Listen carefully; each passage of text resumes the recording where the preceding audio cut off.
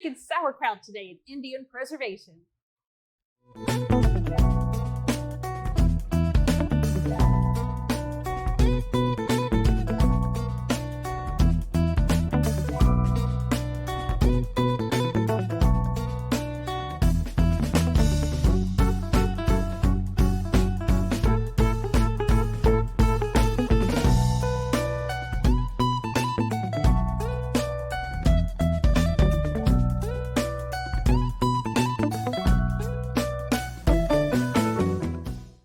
Guten Tag. Hi, or howdy, from Saginaw, Texas. We're here today at Indian Preservation with my friend Vera, and we're making sauerkraut. And if I remember correctly, you said you grew up with your grandmother making sauerkraut. Well, no, exactly. I just ate it. But in the village, they were making sauerkraut. But there were farmers, and they didn't just have a little cabbage. They had fields of cabbages, and they had big oak barrels that they filled. So it wasn't, and the kids were really not, they're always in the way, but we could eat it. Okay, well, we're going to do small batches of sauerkraut today because those big vats that you're talking about probably take 5 to 6 weeks. This will take 5 to 7 days. Oh. So we can eat it pretty quick. I'm excited about that. I hated sauerkraut when I was a kid because it came out of a tin can and it tasted metallic and it was slimy. This is really fresh. So I see you've already cut up part of your cabbage, and we're just going to go ahead. We pulled off a couple of leaves that we're going to be putting in our jar to hold the cabbage down. Do you say this is the strunk? How do you call this? The core. Oh, I see. Yeah, the German word is strunk. So we cut out this. Oh, see. Always learning something new here on Indian Preservation. And I find it easiest to cut off these edges first, the corners, because when you get down to the end, they always slide around on me, and I'm afraid of cutting my fingers. You taught me to make the claw, right? Do I make the claw yes, for the this? claw. Okay. Or the dragon, and protect your fingers. Okay. And you could either slice this fine and have stringy kraut, or you can chop it up into chunks. Whatever is your preference. Do I cut this side also, or just the ends? Just keep going the same direction okay. that you were. Wunderbar. Schneller, schneller, schneller. I remember that from Hogan's Heroes. Ow. But anyway, Can I cut it this way now because it's so small? Is that okay? Yeah, go ahead. I want you to be comfortable with cutting up your food and not slicing your fingers. All right. We're cutting up the edges of this cabbage because we want to give the salt access to the water that's inside of this vegetable. Okay. And you look like you want to eat that. Oh, I do actually. Are you allowed to do that? Sure. Okay. We're here in the kitchen. We All have right. fun here. We're going to do a fermenting process called a dry salt method. You have either a dry salt or a brine. And with the brine, you mix salt and water. But here we're going to add salt directly to the vegetables and let it pull the water out. Mine has to sit for 45 minutes. Yours has to sit for 30 minutes. So I went ahead and cut mine up early. Because this is a blaukraut, it also has the addition of some apple. I put Honeycrisp apple in here, and I put a white onion chopped up in here. So your recipe comes from this book called Fermented Vegetables, and this is a really great reference. It's by Kristen and Christopher Shockey. It does follow the USDA guidelines for food preservation. Delicious recipes. Just it's amazing what you can ferment. Not everything has to smell like sauerkraut. Some of the recipes in here really wonderful. And what's wrong with the smell of sauerkraut? Never mind. When I make it at home, I have to cook it in the garage. My family will not tolerate. Right. They eat it, but they don't tolerate the smell. All right. So we're going to go ahead. Your recipe for 1 head of sauerkraut or 1 head of cabbage calls for a tablespoon to a tablespoon and a half of sea salt. And we want to be very careful about the salt that we select. We want to use the salt that's specified in the recipe because the same volume of salt for sea granules are different. Is a different weight than it would be for like a canning or pickling salt. You need that perfect balance of salt because Too much salt does not allow your food to ferment, or allows your food to ferment too quickly. Not enough salt, it doesn't ferment well, and it gets slimy and just disgusting. And neither one of them are really good to eat. This is really shaking me up because I just thought I like to cook more than bake, because baking is like a science. Mm-hmm. And cooking, you can just throw things in there and stir it around. But with fermenting, you have to be really careful with the measurements. You need to be careful with the measurements. It's like chemical then. It is. It's like a little science experiment, Okay. but it's really easy to do, and I don't think you'll find it intimidating. Is the granule different the, from the the regular? grains Yeah, are very nice. coarser. Very nice. The what you put on pretzels sometimes, right? Yes. Yes. Right. So go ahead and start with a tablespoon. Oh, I see. I start with the least amount that's called for in the recipe, On and then top we'll of taste this? it later. And split it between the two containers. Split it between the two containers. Let me make my tablespoon. Little less there, and like this, sprinkle. Sprinkle it across the top. And then what we're going to do is use these handy tools. Do I squish it when I do it? We're just going to toss it together Toss it. and just kind of mix that salt in. And it's going to start pulling the water out of the cabbage. You know, in the village, I remember that people were actually, I don't know if I mix up with the grapes, but they were stomping down. I know they were stomping down grapes. Do they stomp down sauerkraut too? We'll stomp down the sauerkraut, but we're not going to use our feet. Ah, So interesting. I can already feel the moisture starting to pull out of this cabbage here. We're going to have to let this sit for, this has apples and onions in it. And we're going to let this sit for about 30 minutes. All right, I'm going to move some of it here because this is so hard to turn. Okay. Kind of. And then I don't want to have the salt, but I can just grab it and squeeze it a little. Yes. Okay, thank you.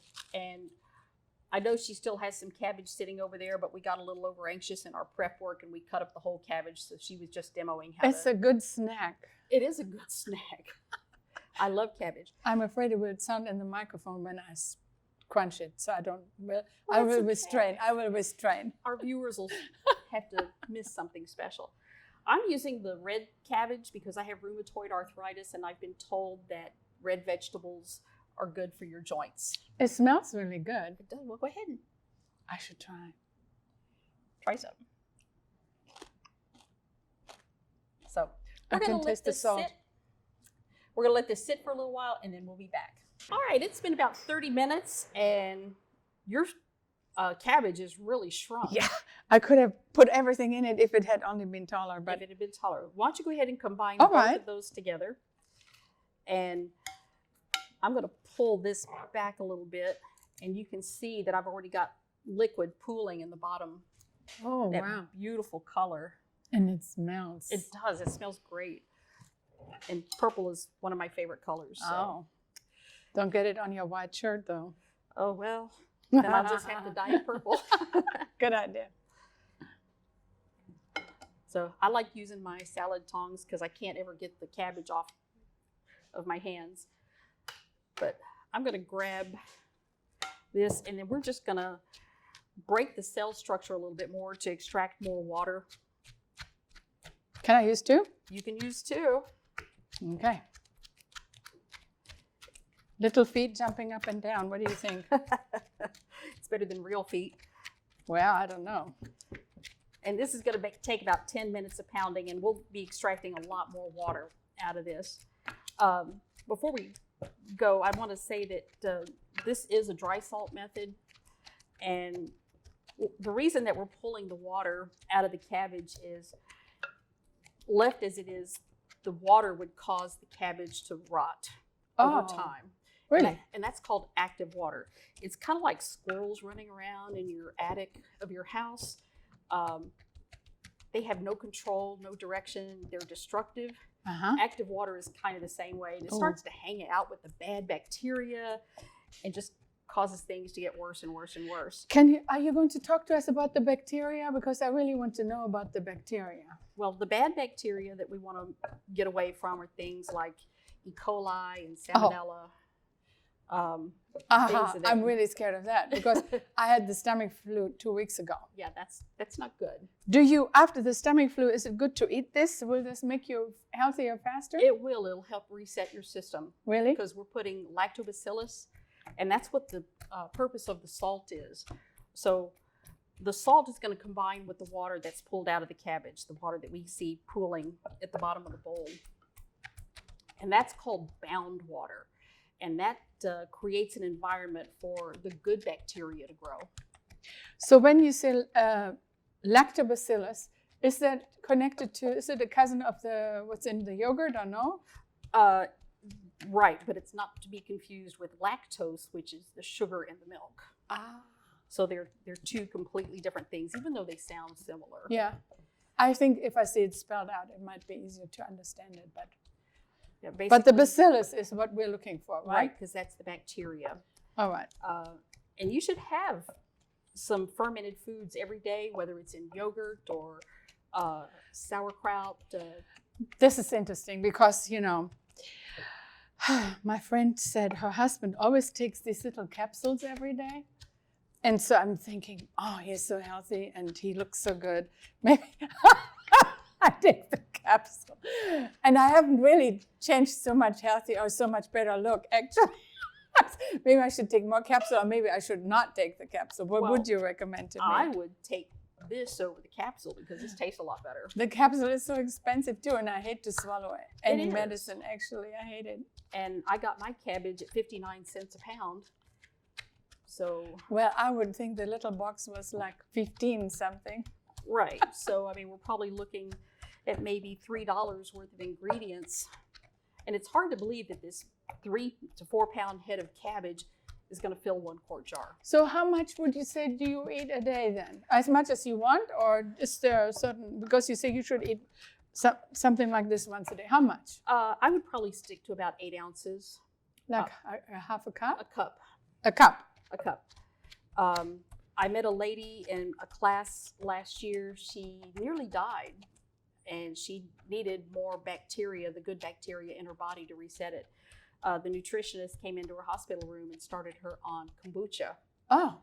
And a week later, she walked out of the hospital. Oh. So she and her family drink 8 ounces of kombucha every day. And much good. More would be an overload on your system. Well, what happens when you have an overload on the system? You know, we were so engrossed in her story, we never asked. So we just trusted her. But I see. She did recommend to make sure that, you know, you keep it down to about 8 ounces. So some people talk about the gut lining. The gut lining? Yes. Is this connected to this? This is, and this will help with the digestion of your food. So after eating a big meal, you know, big old spoonful of sauerkraut on top of your ice cream would probably be not the best choice. But oh, I was wondering, is there some other secret? I don't know. Ice cream is sauerkraut, but they do all these strange things now, combining salt and with everything. So I thought maybe that's sauerkraut ice cream, but I just kind of, maybe you should try it. I'll let you try it. As long as it doesn't have to be chocolate. No, but it's always good to have. I'll try it. Ferment with your food. Cheese actually has some cultures in it that also. Oh, really? Yes. So then the sauerkraut. So do you get gassy? I have not noticed any.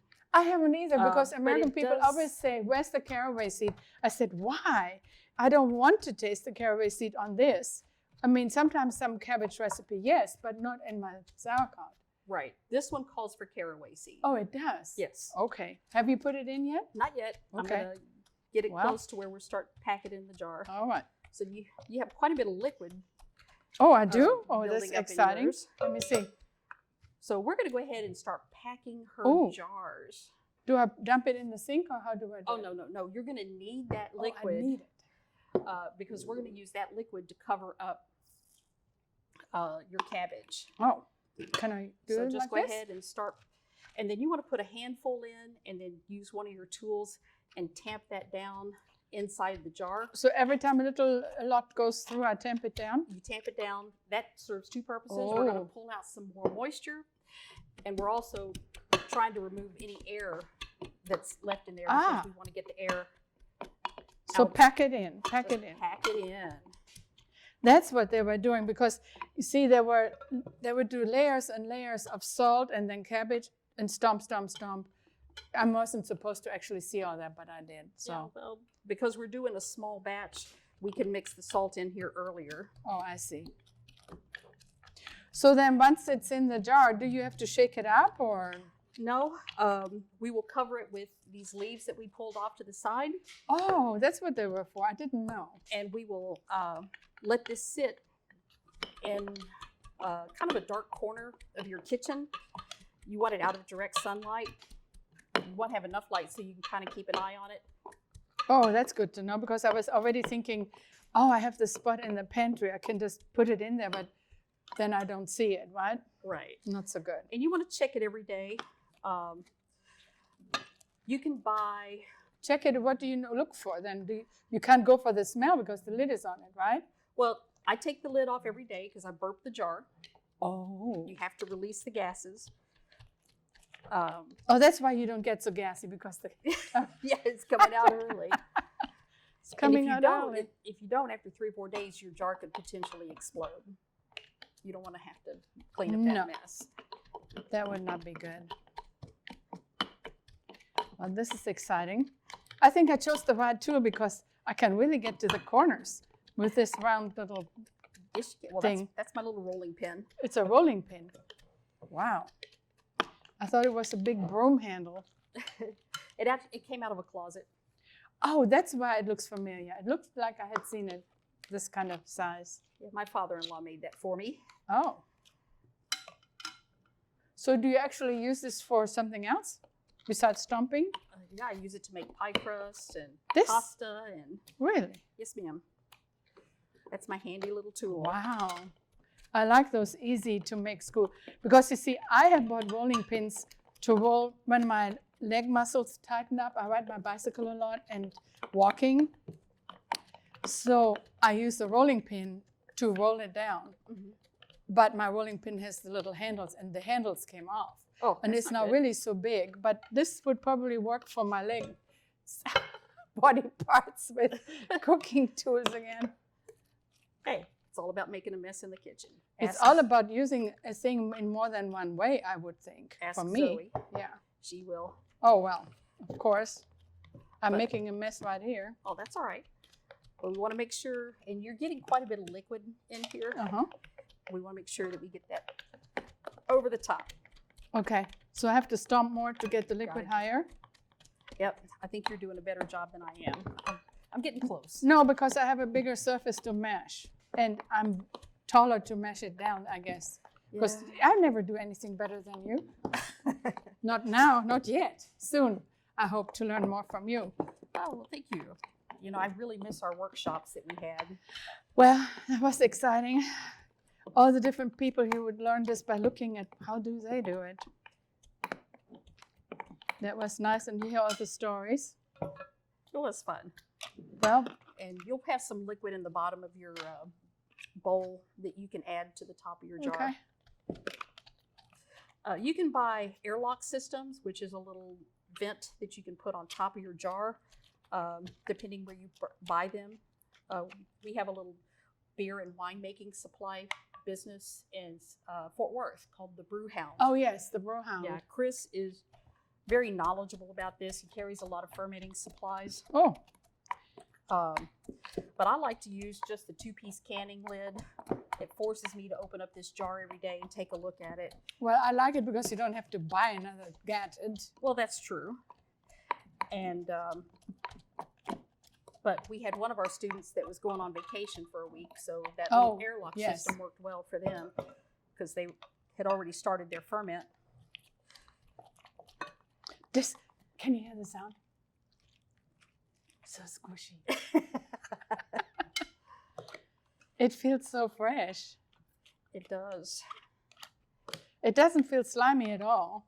It's a really nice texture. And It feels won't. clean. It feels clean. It does feel clean, and it will keep that same crunch texture Oh, when we eat it. And I actually brought some samples in for us to. now, you should have told me sooner. no, I'm very anxious to try it, and I didn't realize it would take a long. I don't know what I was thinking. So you said, how long does this take? 7 days? 5 to 7 days. That's not long. It likes to sit in a temperature of 65 to about 78 degrees. It's happier at like 68 to 72. Oh, this is a waterfall here in the bowl. Mm-hmm. I don't think I'm going to get all of mine in because of the onions. And Could you ever mix the two together? Sure. I mean, the white and the red cabbage, so you can make a jar with mixed. Would that be okay, or would that be terrible? I don't see why it would be a problem. I think it would be a good experiment, because you put salt on both. I guess you would just get pink kohl instead of rot kohl if you. I don't know what the color would change. Do you? It probably would. So that's all the ingredients. I don't add any more it. to mine, right? But you will add the caraway? Yeah, I forgot to add the caraway, but that's all right. Oh, I didn't know if you put it on the top or no, what? I was supposed to mix it in. I was busy talking and forgot. Oh, well, you see, I eat caraway in other ways, so that's okay with me. Can you sing while you do this? Sure.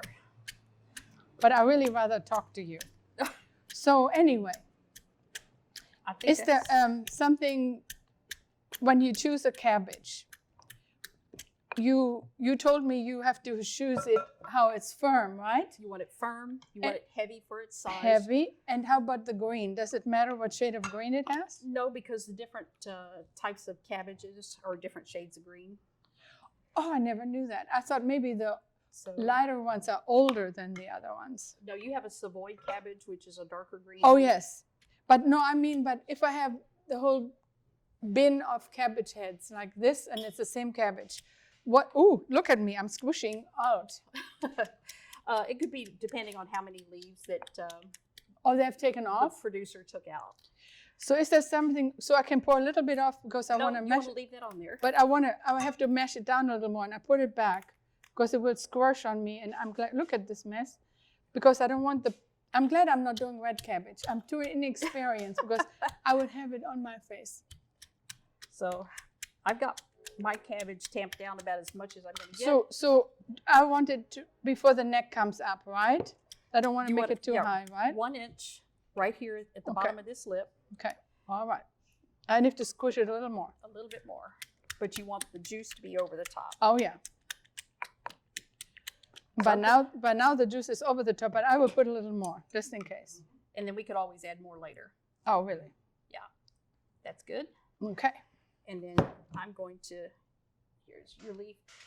You want to take off the softer part. You don't want that vein right there. Okay.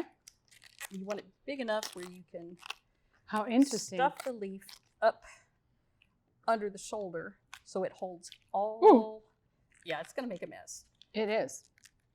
It holds Under all the those- shoulder. I didn't know the word for this. It's the shoulder? Well, I didn't know what else to call it. Well, because the neck of the jar, right? So then that is really smart. It's the shoulder.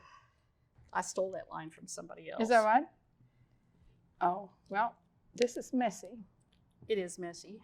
And you just So wanna- what is the purpose of putting the leaf in there? The leaf will hold the cabbage down below the water, below the brine. Oh, okay. And then you want to look for any little pieces that are floating on top Okay. of the brine, and we want to remove those. Okay, nothing floating here. Let me grab a paper towel. Some of my cabbage leaf is sticking up. Is that okay? You want to push that up underneath the water. Because it's too much cabbage head. Then you Cabbage. can peel that off. Pinch it up. And then just like when we're canning, you want to wipe down the rim. Okay. And then I have my 2-piece lid. Put this on top. Well, mine, I was very ambitious and I put a lot of cabbage leaf on top, but I have to keep pulling it off. So what would happen if I don't pull it off? It could mold. Then let me pull a little more off And- because I don't need all that. A little bit of white mold is fine. You just want to lift that out. But if it has green or blue mold or is real slimy and icky on top, you just have to throw the whole jar away. That would make me really sad. Maybe very sad because it's a lot of work to put all this stuff into one jar. I need to be more tidy with my petticoat here. I'm going to turn mine over and do it the other way because then all the loose little pieces. Okay, that's better. So I had it all flattened out, but now it's all tucked in. And look how much. Add a little more liquid to the top. Look how much. Well, it's more than a finger. Well, the joint. So look how much I had pulled off because it was up too high, too much. And that's fine. Okay. So you'll want to wipe that off, and then you'll want to put this in some sort of little bowl or dish because this will bubble over overnight. I've also noticed when you have a full moon, you need to be careful when you open your jar because it will spew and make a big mess. Full moon? Yes. The moon affects the tides, it also affects your ferment. I have a lake here.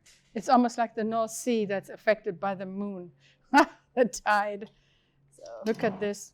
All this water came out of my cabbage. Lid? Thank you.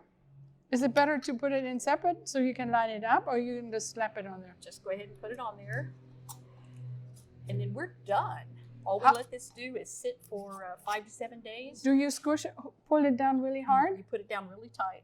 And when you open it, you'll hear the gas release. Okay. And some days it'll get real bubbly. You'll want to check and make sure that you still have your brine covering your vegetables. Does it help to turn it or look at anything? It look how beautiful. Look at all the shades. It's gorgeous. Yeah. It's Let me gorgeous. see yours. Oh, yeah. The apples and the onions and all the different textures color. And very nice. So I'll leave you this. I will put it with you so we can do the other jar later. We'll right? do that later. Yeah. When it quits bubbling, that's a pretty good indication that it's finished. And you can put this in the refrigerator and it'll be good for a year if it lasts that long. A year? Yes. In the refrigerator? In the refrigerator. Okay. So that's pretty much it.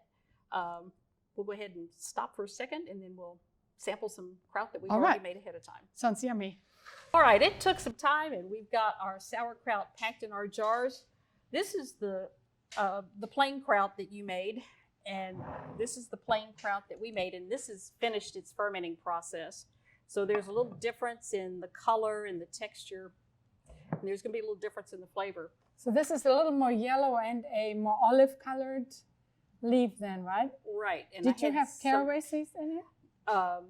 I have a couple of them because I had some left over from this one. Oh, so okay. I just put them on top. Oh, well, I'd see there are just 2 or 3. I see. Yeah. So it still used the same amount of salt. We just put some caraway seed.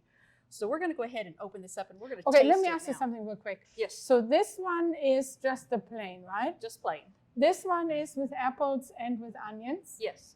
And this one is the plain. This is plain. And this one is the plain with the caraway seed. And some brown sugar. Brown sugar. It has a tablespoon of caraway and a tablespoon of brown sugar. And this is the Bavarian style kraut. Okay. And so is it hard to open the lid? No, they just open right up. Just go ahead and open yours. That was easy. I put a little jar in mine because I needed to add some extra weight to keep the brine above the cabbage. And I'm going to pull off this leaf. But you have some liquid in it. Right. I put some water in there just for the Make extra it weight. heavier. Oh, how interesting. So go ahead and pull out. And let me ask you about this. So this does not oxidize in any way because you have it inside? Because it was above the liquid. Above the liquid. Okay, very good. And there's no... Do I check the rim to see any kind of mold grow or no? You can. Because I would want to be sure I don't get that intestinal. Can you smell? Yeah. Let me sniff it. And this is also, can you eat this? You can eat that. Oh, can I try? Sure. You know, like dolmash, you know? Yes. The Greek grape leaves. Mm-hmm. So go ahead and take a little bit out of the That's very jar. strong on the top. And I need to fluff mine up. Yeah, just a little bit. And because this is, we mixed up what we had left over from packing in these jars. You see what messy person I am? And how would you serve your kraut? Oh, because I come from the north of Germany, we would now cook it with white beans. White beans, okay. And we don't put apples with it. Mm-hmm. And we usually have a piece of smoked something. Mm-hmm. So we could have Mettwurst, the smoked sausage that kind of is a little bit like salami, except it's more, not as fine. I don't know what's the opposite of that. It's more coarse. Mm-hmm. Coarse. So it's more coarse. Or we have also pork belly, smoked pork belly, and it's very juicy. And Okay. it's like a big slab of bacon in a sense. Like if you can spongy bacon cooked with this inside, Okay. but it's not so so fat. Okay. And it makes it nice. So we cook it with the beans. But so I only cook it like this. Like my grandmother, she would soak the beans and then she would cook the beans with the sauerkraut and so forth. And so some years ago, I went home and watched my grandmother and said, "You got this dish so quickly." And I said, "Did you soak your beans?" She said, "Of course I would have to soak the beans, but don't you keep up with technology? You can buy the beans now in a jar and in a can. You don't have to soak them anymore." I'm just like, That's not what you came home for. it was a big surprise. Yeah, we always cooked them with short ribs. Oh, do you make the short ribs brown first? Yes, we brown the short ribs and then we cook them both together. Oh, so do you layer it? Kind of. But by the time we stir it, it all gets mixed up anyway. So that's what we did. I also like to use this kraut when I make my cabbage rolls. I put that between the different layers of cabbage rolls. How interesting. So adds a nice flavor to it, keeps your cabbage rolls nice and moist. But I don't know about you, the smell's getting to me. I'm ready to sample. Oh, I already did actually. Oh. I snuck a little piece that had fallen on the table. Well, I'm going to grab some of the plain kraut. I think I should start with the plain, because if I start with a...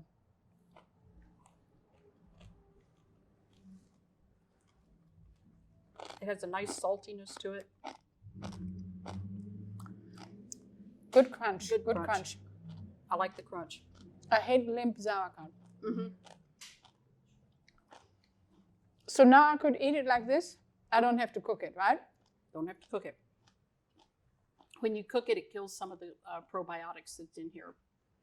So I like to eat it plain. You know, when I was a child, we would go to the butcher and we would buy sauerkraut to just as a snack. And they would put it on the butcher paper and we would take it home and we would eat it like that. Oh, that would Or, be fun. like you eat pickles here too, Mhm. you know? Mm-hmm. So what do you want to try next? I think I'm going to try the Bavarian. Okay. So after you. Oh, no, thank you. This is going to be a little different because it has the sugar, a little bit of brown sugar in it. Mm.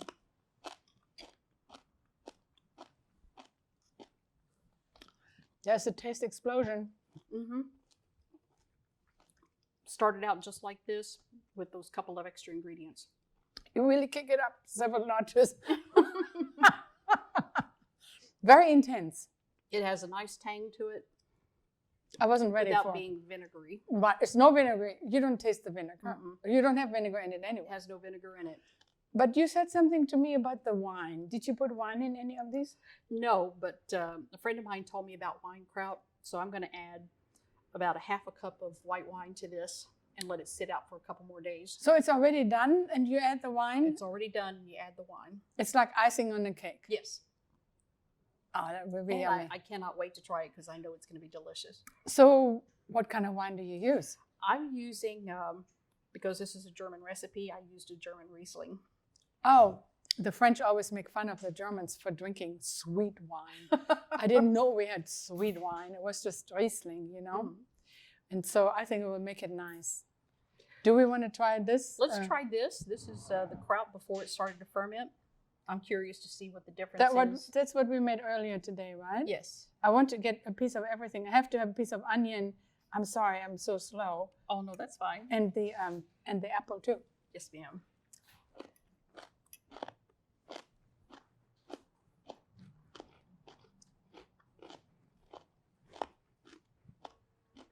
Odd that onions and apples blend so well together. I must tell you this. My mother-in-law had the smallest little hands, but she had very strong hands, and she would make the best slaw for us.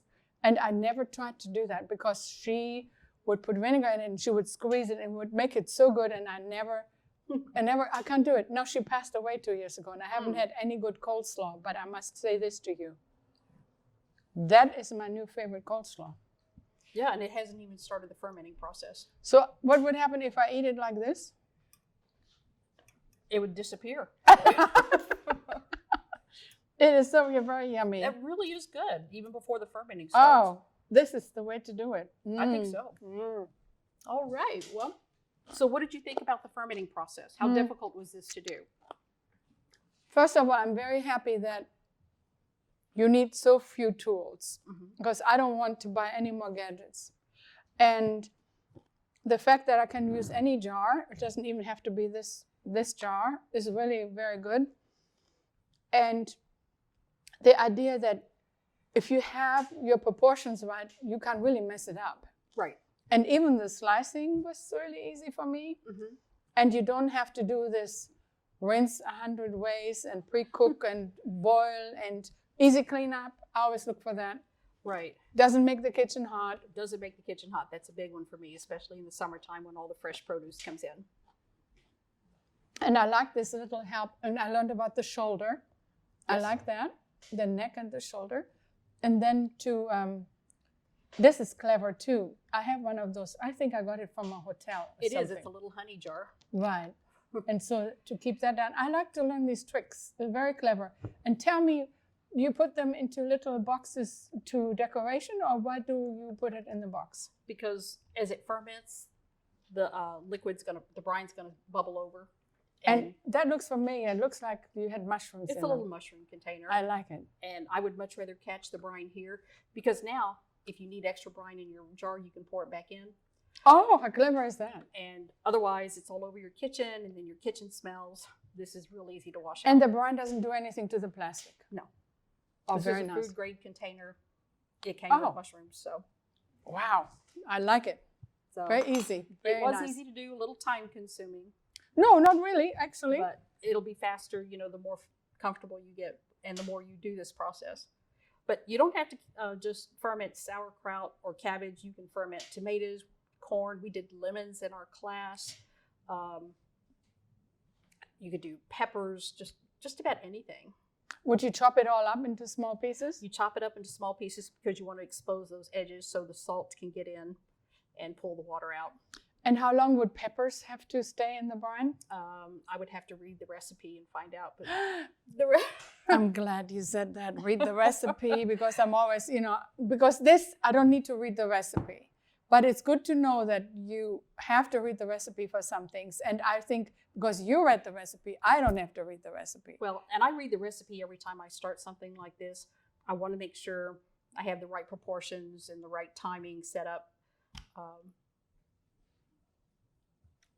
For the ferment process. My problem is I never get the same dish twice because I never measure my ingredients, and I don't really read recipes. So this gives me really confidence to do that. But I will, if I want to advance in cooking, I know I need to read recipes. I'm sure of that. And even though you read a recipe, this is still not difficult to do. No. So just remember, if we can do it, you can do it. Thank you for watching Indian Preservation. Make sure to subscribe, click the bell, and comment down below. Bye!